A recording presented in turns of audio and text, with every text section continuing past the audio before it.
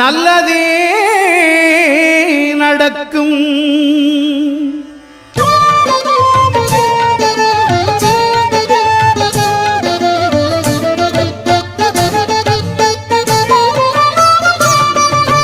9 கோளும் ஒன்றாய் காண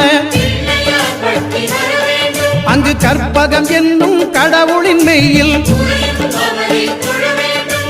9 கோளும் ஒன்றாய் காண அங்கு கற்பகம் என்னும் கடவுளின் மெய்யில் சூரியன் முதலாய் 9 கிரகமும் பலவித குணங்களை கொண்டிருக்கும். எங்கள் கற்பக தருவில் அவை வரும்போது ஒன்றாய் சேர்ந்து பலனளிக்கும்.